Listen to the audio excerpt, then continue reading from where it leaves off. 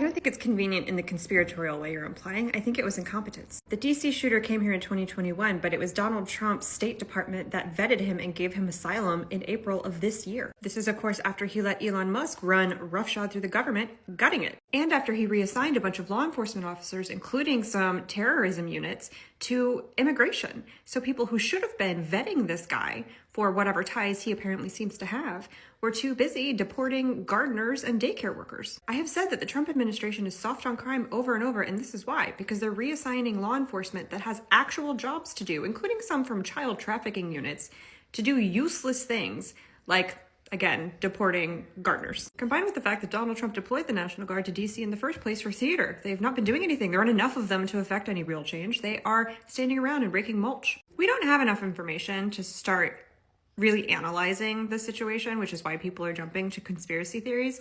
But just from what we do have, it seems pretty obvious to me that this was a very easily predictable consequence of Donald Trump's incompetence. When you take a bunch of people whose job is counterterrorism and reassign them to your pet project that's not based in any reality, you're going to get some bad results.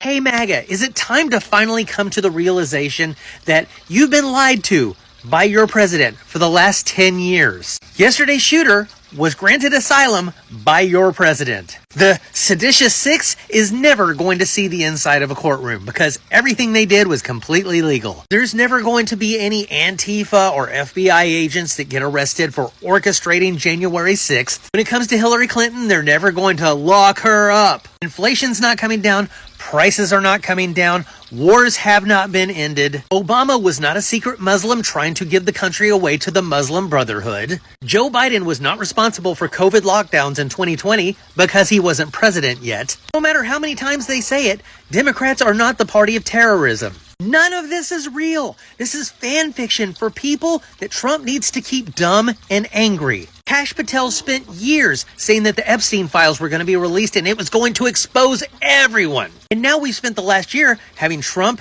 Pam Bondi, and Kash Patel fighting like hell to keep those files from being released. Why is that? Nothing can stop what's coming has been your battle cry for a decade. Nothing has come of it and nothing will. And next week, there's going to be a whole new scandal that you jump on with your whole body like it's a stripper pole. So when is enough going to be enough that you start to get embarrassed by towing this imaginary line? Is accusing people of having TDS just that much better than having a country that isn't divided or a country that's fighting for things for the people like healthcare? Aren't you tired of making excuses for him? Aren't you tired of damage control every single day? It doesn't have to be like this unless sadomasochism is just kind of your kink. At this point in time, most of you have people of color in your family, you have gay people in your family. Hell, some of you are actually doing the grinder game when you're going out of town. Just admit it. Just stop living the lie and let the truth set you free. You don't have to be this way anymore. And I know you're going to hang on to it until it just hurts too much to keep doing it. Are we not there yet?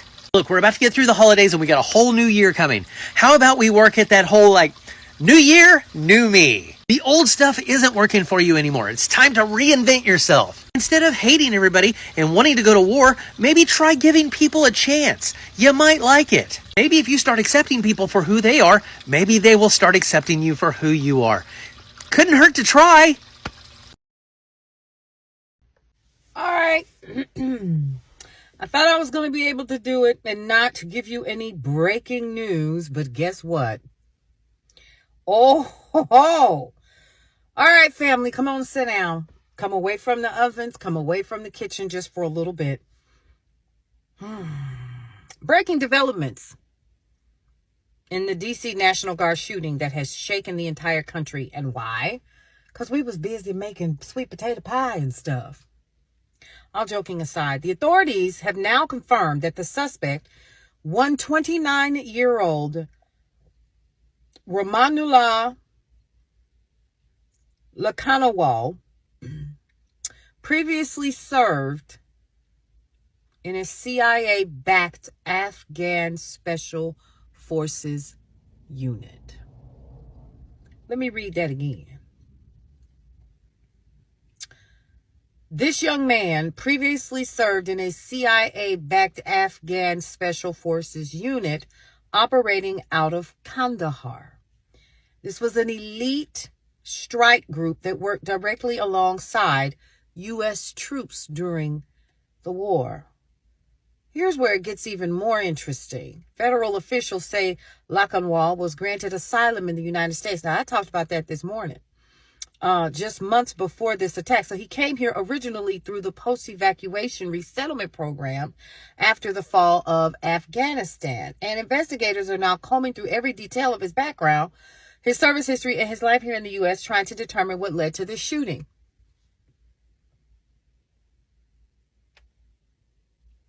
So right now, there's still no official motive, but the FBI and federal counterterrorism teams are treating this as a high priority investigation. 2 members of the National Guard deployed to Washington under President Trump's expanded security orders were critically wounded in what authorities have described as an ambush-style attack just steps from the White House.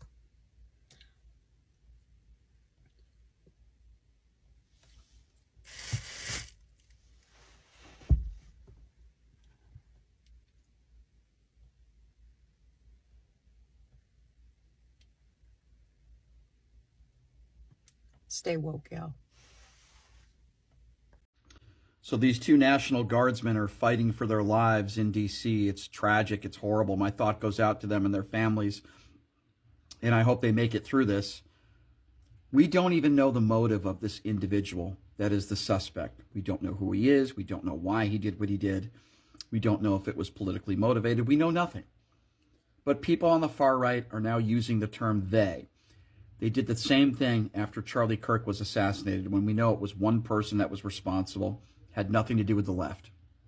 Now, right-wing Republicans are doing the exact same thing they did in the New Orleans terrorist attack. They said it was Joe Biden's open border policies, and it was an undocumented immigrant when it was someone that was born in America. They know nothing about the individual that was arrested. They literally know nothing about motive, but yet they're blaming the left. They did this. This is political violence. Blame the left. It is so beyond irresponsible, and I'm so sick and tired of people on Twitter that are just trying to get clicks. These people on the right that are just trying to make money with their horrific takes when they have no information that anybody else have. All we know is that one deranged individual tried to execute 2 service members. We know it happened in D.C. We know that there's only one lone shooter. And to my knowledge, right now, everybody is still alive. The 2 service members are in critical condition along with the shooter, who apparently is not cooperating. That's all we know. We don't know anything else. But I will make this take, and I will say this, and I'm sure some of you might disagree with me. If Donald Trump doesn't win the 2024 election, I don't believe this happens. Why would I say something like that? Listen to his rhetoric. He called on the death of Mark Kelly. He said Mark Kelly should be hung because he said you shouldn't abide by unlawful orders. If there's anybody that's raising the temperature every day with this political rhetoric, it's coming from the right and it's coming from Donald Trump. It's not coming from the left. Deploying troops against American civilians in cities across the country, I would never endorse any type of violence. I'm praying that these 2 service members survive. The person who is responsible for this, throw him in jail and throw the key away as far as I'm concerned. You can't convince me that this happens if Kamala Harris won the presidency. You can't. But all you right-wing turds out there, keep going with your conspiracy theories and your Pizzagate and the 2020 election and COVID and any other conspiracy theory that you could think of. I'm sure we'll hear people say that George Soros was responsible for this, that he funded it. I'm just so sick of all of you people. I've had enough already. I'm praying for these 2 service members, and I'm hoping that some of you right-wing turds will shut your trap for once and let the investigation play itself out before you make more gross assumptions and say they did this. The tragic shooting of the 2 National Guardsmen in Washington, D.C. Absolutely horrible. But I want everybody to be wide awake to what this administration is doing around this situation. They are going the next step towards authoritarianism. This is how all dictator wannabes and authoritarian regimes get in power, is by taking that next step and then the next step. And it involves demonizing and making a boogeyman out of, in our case, the left and brown-skinned people. And they're taking full advantage of that right now.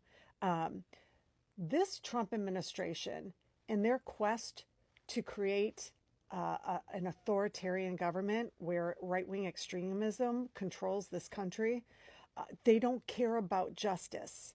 They do not care about justice. That's a nothing burger that just gets in their way. If they cared about justice, truly, they would be continually condemning political violence from both sides, including all of the right-wing violence that outnumbers left-wing violence. They'd be condemning it all. If they cared about justice, they would be super careful, including Pam Bondi and Kash Patel, what they say in public that could prejudice a jury when those unalivers go to trial. It happened already with Luigi. His attorney got charges dropped because a potential jury is now going to be prejudiced with the antics of the right. Ditto with Charlie Kirk's unaliver, and I'm using code words so I don't get this video taken down. Kash Patel and the Trump administration said so many crazy extremist things that it's going to be very hard to find a jury that has not been prejudiced. And that's going to actually help build a case for Charlie Kirk's unaliver. Do you hear that, Charlie Kirk fans? For instance, you've got the two Middle East men from Dearborn, Michigan, who the FBI had been surveying and watching very closely for a while. And they were getting ready to go, allegedly, shoot up a gay bar in Ferndale, Michigan. And the FBI agents on the case are extremely angry because the Trump administration, including Kash Patel and Pam Bondi, shut off their mouths, and therefore making it very hard to find a jury that hasn't been prejudiced by the words coming out of the White House. If this White House cared about justice, they would not be acting this way. But they're acting this way because these are all things they can grab onto to take authoritarianism to the next step, to the next step. We're inching closer, guys, and it's no different with what happened to the two National Guardsmen in Washington, D.C.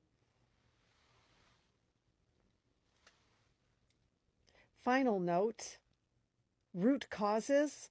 This would have never happened to these two National Guardsmen if we didn't have an administration that was targeting blue cities and blue states, Americans, law-abiding Americans on American soil, because of this administration's goal of reaching an authoritarian level of governing.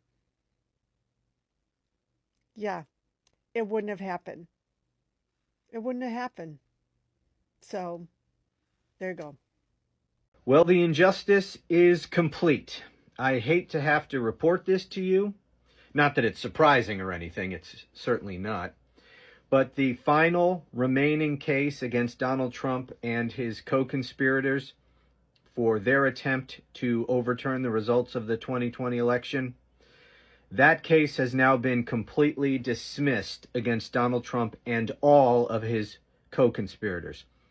This is the case that was pending in Fulton County, Georgia, that was originally brought by District Attorney Fani Willis, who was then removed from the case because she had an affair with the special prosecutor she assigned to the case. Not that that has any legal bearing on the case. That's nothing that would create a bias against defendants. The fact that two prosecutors were sleeping with each other. I got news for you. If you go to prosecutors' offices all around the country, prosecutors are sleeping with each other. So, anyway, where this case had been up until about a half an hour ago, as I record this now, it is Wednesday before Thanksgiving. After Fani Willis's team had been removed from the case, and that decision was upheld by an appellate court in Georgia. It fell to a commission, I forget what it's called, but a judicial body, a prosecutorial body, excuse me, in the state of Georgia that would be in charge of appointing a new prosecutor to take over the prosecution, because indictments had been returned by a grand jury. And just removing a prosecutor because she had an affair with another prosecutor is not a legal basis for dismissing the case. So the case was still alive, technically. So it fell upon this guy who headed up this statewide prosecutorial commission to find a new prosecutor. Now, there was an article just a week ago about how this guy was unable to find any prosecutor willing to take the case, so he just appointed himself.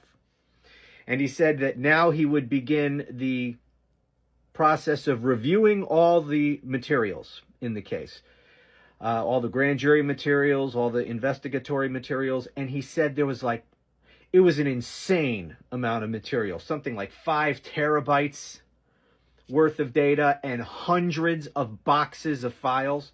And he said he was going to take his time and go through all of that to make sure that whatever decision he arrived at in terms of whether or not he was going to continue the prosecution or what he was going to do, before he made any decision, he was going to review all of the material. He said that last week. Well, now he went to a judge and filed a motion to dismiss the case against Donald Trump and all his co-conspirators.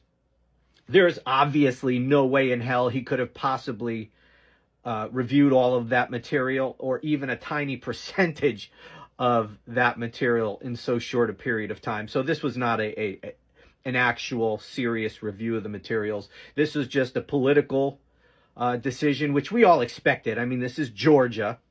Nobody's surprised here. So he filed a motion to dismiss, and the judge in that case granted it, and now the case is completely dismissed. So that's it.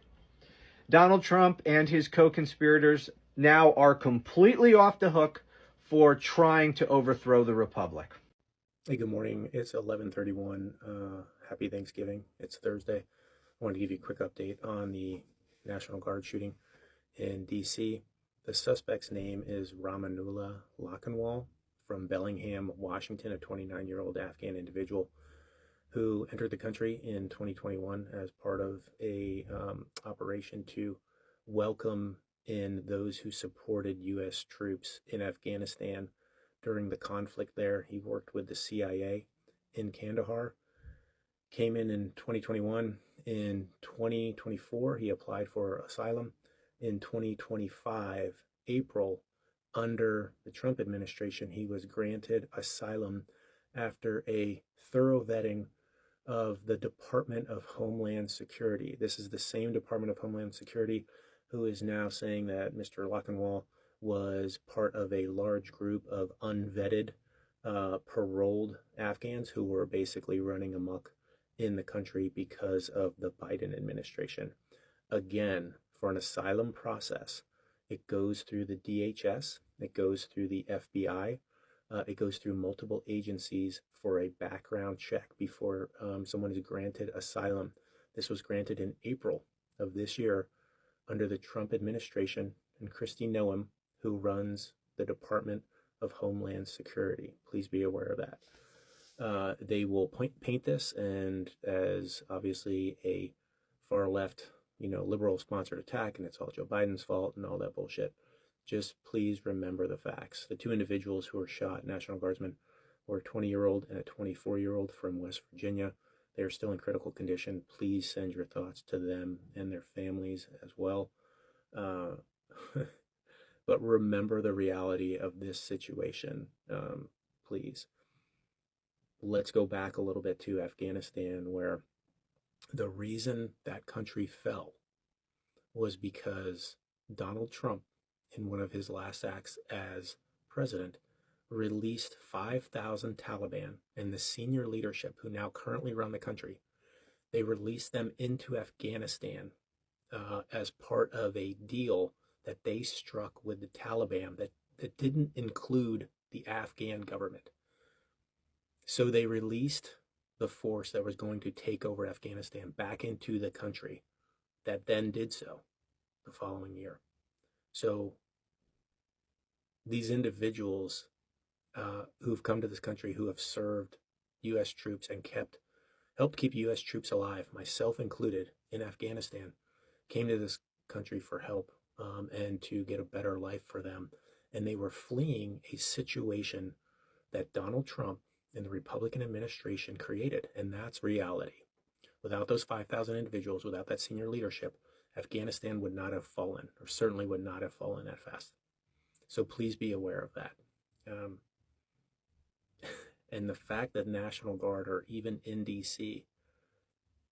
to be an opportunistic target, there's no call for it. There's no reason. And I believe Muriel Bowser, the mayor of D.C., has already started to call on that. And I ask that you join that call. Like, why were they there? Why was the National Guard there? And then start asking questions like, why did somebody who worked for the CIA and was granted asylum by Department of Homeland Security under Kristi Noem and the Trump administration, why did they drive from Washington on the day before Thanksgiving to shoot two National Guardsmen from West Virginia? And these are valid questions. I don't want you to say one thing happened or another, but I would like you to ask questions and join me in asking questions as you continue to think of the individuals who were harmed in D.C., the National Guardsmen. So in response, obviously, the Trump administration is now reviewing and vetting everyone as a part of that operation to bring supporters of U.S. troops into the country under Operation Allies Welcome, I believe. So they're going to look at all the Afghans in the country now, basically because they look different than us and they come from a different country. So this is going to blend right in with what they're trying to do. I ask that you not fall into that. I ask that you remember that the overwhelming number of Afghans who have been welcomed into this country were of critical support to U.S. troops in helping keep them alive and helping operations inside of Afghanistan. I ask you to remember that. I ask you not to fall for this, all Afghans are evil kind of thing that they are heavily going to push. And this is for people, and I hope people on the right see this. You've been fed this story before. Please don't fall for it. Please ask questions about why the D.C. Guard was even there, the National Guard from West Virginia was even there in other states, and then ask why this gentleman came all the way from Washington as a previous employee of the CIA after being granted asylum by the DHS to come in on the day before Thanksgiving and shoot two individuals. I think based on the historic questions we've had concerning Charlie Kirk and the FBI's handling of that, the Butler incident quote-unquote attempt on Donald Trump, and their response to that, the shooting in Texas on the ICE facility by an individual who took the time to write anti-ICE on the bullet casing, apparently before shooting three immigrants, I believe, not ICE officers themselves. I think it is okay to ask questions. But as of right now, the two guardsmen are in critical condition, so please think about them. The suspect is still not cooperating, did not have identification on him at the time. They got they ID'd him through fingerprints and figured out who he was. But again, entered the country in 2021, was vetted and approved by Kristi Noem, Donald Trump, Department of Homeland Security, using a background check from the FBI, Kash Patel, and decided to drive across the country on the day before Thanksgiving and shoot at two National Guardsmen, while this administration is in the center of multiple controversies and scandals, to include the Epstein files, to include Venezuela, to include the fact that they are pushing a Russian wish list as the answer to the Ukraine-Russia conflict, a number of other things. The fact that multiple accounts, MAGA accounts, have been found to be from Israel, Nigeria, Russia, I believe, including the Department of Homeland Security based in Israel. So please ask questions. It's okay to ask questions. send thoughts for the people that have been injured, the two guardsmen, and ask fucking questions. And ask your representatives to ask questions too, like what is going on. Sift through all the ranting and raving from the right, trying to blame it on everybody but themselves, and ask questions, especially about the history of the individual in custody.